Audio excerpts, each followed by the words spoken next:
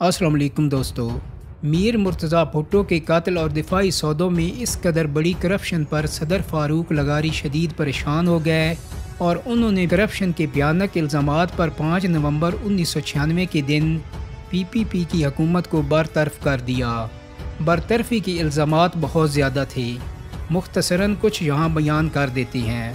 Number 1, दिफाई सौदों में और हुकूमत चलाने में हर मरहले पर करप्शन। 2, मीर मुर्तज़ा भुट्टो और उनके रफ़्क़ा का कत्ल। 3, पाकिस्तान स्टील मिल के चेयरमैन सजाद हुसैन का कत्ल। 4, सिंध हाई कोर्ट के जस्टिस निज़ाम अहमद का कत्ल। 5, 9 जनवरी 1996 सुल्तान राय का होटल जरदारी के हवाले न करने पर कत्ल। मकतूल को जरदारी ने वज़ीर-ए-आज़म हाउस बुलाकर उससे होटल बेचने को कहा और इनकार पर खुली धमकी दी कि अब तुम लाहौर नहीं पहुंच पाओगे। गुजरांवाला तक फैसला करने की मोहलत दी। सुल्तान राय बहुत परेशान हो गया और वहां से निकलते ही अपने दोस्तों को सूरत हाल फ़ोन पर बता दी। उसका बाकायदा ताक़ुब किया जाने लगा। गुजरांवाला के पास उसको रोक कर मुँह के अंदर पिस्तौल की नाली डालकर फिल्मी अंदाज में गोली मार दी गई और वो वाकई लाहौर ना पहुँच सका। 6, मंशियात की बहुत भारी पैमाने पर स्मगलिंग और उसके लिए वज़ीर-ए-आज़म के ओहदे का इस्तेमाल। 7, ARY से $5 मिलियन लेकर उसको पाकिस्तान के अकलौते सिविल गोल्ड इंपोर्टर का स्टेटस देना और ख़ुद भी भारी मिकदार में सोने की ख़रीदारी, स्मगलिंग और उसका मनी लॉन्ड्रिंग में इस्तेमाल। 8, हेलीकॉप्टरों की ख़रीदारी में घपले। 9, पोलैंड से ट्रैक्टरों की पुरस्कार ख़रीदारी जबकि पाकिस्तान दुनिया के माने हुए बेहतरीन ट्रैक्टर ख़ुद बहुत सस्ते बना रहा था। 10, रॉकवुड स्टेट सरे काउंटी के नाम का एक बहुत ही बड़े महल की ख़रीदारी। 11, बेहद महंगे हीरों की हार की ख़रीदारी। 12, स्विस अकाउंट्स में $60 करोड़ मौजूदगी। 13, कोटेकना के नाम से एक पुरस्कार फर्म बनाकर उसे पाकिस्तानी कस्टम डिपार्टमेंट में ठेके देना। 14, स्पेन में oil for food scandal. 15, 6 sugar mills में भारी मालियत के हिस्सा सथियाना। 16, हैदराबाद सांगड़ और नवाब शाह में लाखों एकड़ ज़रई ज़मीन हुकूमती असर रसूख से हासिल करना। 17, मुख्तलिफ ममालिक में मुख्तलिफ कारोबारों में मुख्तलिफ नामों से कंपनियां बनाकर भारी सरमायाकारी करना। दोस्तों, जरदारी के ख़िलाफ़ स्विस अदालतों में करप्शन के मुकदमात चल पड़े जिनमें सिटी बैंक में जरदारी के अकाउंट्स को बुनियाद बनाया गया और इसी बिना पर सिटी बैंक को पाकिस्तान में अपने बैंकिंग ऑपरेशन से हाथ धोने पड़े। 5 नवंबर 1996 के दिन जरदारी को गवर्नर हाउस पंजाब से गिरफ्तार किया गया। जरदारी ने फरार होने की सर तोड़ कोशिश की लेकिन किस्मत ने उसका साथ ना दिया। मिस्टर जरदारी हुकूमत पंजाब हासिल करने के लिए जोड़ तोड़ करने और MPA ख़रीदने के लिए कैंप लगाए हुए थे जहां ख्वाजा अहमद तारिक रहीम गवर्नर पंजाब उनके मेज़बान और इस मुहिम में मददगार भी थे।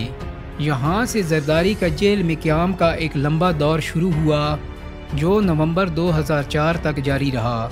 जनवरी 1998 में न्यूयॉर्क टाइम्स ने अपनी एक रिपोर्ट में बताया कि आसिफ अली जरदारी ने फ्रांस से $4 अरब की दिफाई मुआहदों में $200 मिलियन की रकम वसूल की और बाकी के प्रोजेक्ट्स मुकम्मल होने पर कमिटमेंट्स ली। इसके अलावा जरदारी ने पब्लिक फंड्स में वसी पैमाने पर गबन किया। तहकीकाती एजेंसियों ने $1.5 अरब की एक और करप्शन का भी सुराग लगाया। जरदारी ने बहुत से खुफिया मुआहदे भी किए और इनमें कमीशन दबाई और लंदन में कैश वसूल किए। इस दौरान जिसने भी रुकावट डालने की कोशिश की जरदारी ने उसको कत्ल करवा दिया। 1998 में स्विस गवर्नमेंट ने हुकूमत पाकिस्तान को कुछ सरकारी दस्तावेज़ात फराहम की जिनसे पता चला कि बेनज़ीर और आसिफ अली जरदारी दोनों मियाँ बीवी मनी लॉन्ड्रिंग में मुलविस पाए गए हैं, जिस पर स्विस हुकूमत ने उन दोनों के खिलाफ अदालती कार्रवाई शुरू कर दी। उनका जुर्म साबित हो जाने पर दोनों मियाँ बीवी को स्विस अदालत ने 6 माह की कैद और $50,000 जुर्माने की सज़ा सुनाते हुए हुक्म दिया कि वो दोनों हुकूमत पाकिस्तान को कस्टम ड्यूटी फ्रॉड से हासिल किए गए $11 मिलियन वापस करें जो कि आज तक ना हो सके। फ्रांस, पोलैंड और स्विट्ज़रलैंड में इन दोनों के खिलाफ करप्शन और मनी लॉन्ड्रिंग के कई और केस भी दायर हुए। जेल में क़याम के दौरान बज़ाहिर तो नादार कैदियों की फलाह व बहबूद के लिए काम किया जो छोटे छोटे जुराइम के इल्ज़ामात में अपनी गुर्बत की वजह से कैद थे। لیکن زرداری نے در حقیقت جیل کی دنیا کے بڑے بڑے مجرموں پر مشتمل ایک گینگ بنانے کا عمل بڑی رازداری سے شروع کر دیا اور جیل کے اندر رہتے رہتے کراچی میں خون خرابہ کروانا شروع کر دیا۔ اغوا برائے تاوان کا دھندا بہت جلد اتنی ترقی کر گیا کہ زرداری نے تو اتنا زیادہ تصور بھی نہیں کیا تھا۔ جیل میں قیام کے دوران ہی مارچ 1997 میں زرداری کا بطور سینیٹر انتخاب ان کی حالات پر ان کی مضبوط گرفت کا اظہار تھا۔ جیل میں قیام کے دوران بہت سے نامی گرامی قاتل زرداری نیٹ ورک کا حصہ بن گئے، جن میں رحمان ڈکیت، بابا لاڈلا، عزیر بلوچ اور سینکڑوں خطرناک مجرم تھے۔ فرینچ وزیراعظم سے بذریعہ بے نظیر رابطہ کر کے اپنی کمیشن قبل از وقت مانگ لی تو فرینچ وزیراعظم نے جواب دیا کہ ابھی تو پروجیکٹ پر کام جاری ہے اور فائنل پیمنٹ سے قبل ایسا کچھ بھی ممکن نہیں، لیکن زرداری نے اپنا اصرار جاری رکھا اور دھمکی دی کہ اس انکار کا انجام بے حد خطرناک ہوگا، اور پھر ایسا ہی ہوا۔ یہ 8 مئی 2002 کی صبح تھی، موسم قدرے گرم تھا، سورج چمک رہا تھا۔ نیوزی لینڈ اور پاکستان کے درمیان ٹیسٹ میچ کراچی میں کھیلا جا رہا تھا، جس کا تیسرے دن کا کھیل شروع ہونے کو تھا۔ دونوں ٹیمیں کراچی کے 2 5 اسٹار ہوٹلز کی لابی میں بسوں میں سوار ہونے کے لیے اپنے ہوٹلز کے کمپاؤنڈ میں آ رہی تھیں۔ ہوٹل آمنے سامنے ہونے کے باعث کھلاڑی ایک دوسرے کو دیکھ کر ہاتھ ہلا رہے تھے اور مسکراہٹوں کا تبادلہ بھی ہو رہا تھا۔ دونوں ہوٹلز کے درمیان ایک چوڑی شاہراہ پر ٹریفک رواں دواں تھی۔ اچانک ہی ایک بہت بڑی بلیک کار نے اپنی لائن توڑتے ہوئے دوسری لائن میں جانے والی ایک خوبصورت بس کو ٹکر دے ماری۔ بلیک کار TNT بارود سے بھری ہوئی تھی اور یہ بس فرینچ انجینئرز کو لے کر کراچی شپ یارڈ لے جا رہی تھی۔ کان پھاڑ دینے والا ایک دھماکہ ہوا جو کسی کے وہم و گمان میں بھی نہ تھا۔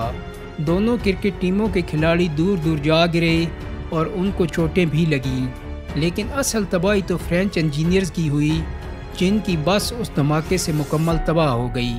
اس دھماکے میں 15 فرینچ انجینئرز جان سے ہاتھ دھو بیٹھے اور 40 افراد زخمی ہو گئے۔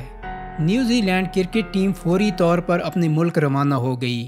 فرینچ انجینئرز کی بس دھماکے سے تباہ کرنا پاکستان میں خودکش دھماکوں کی ابتدا تھی۔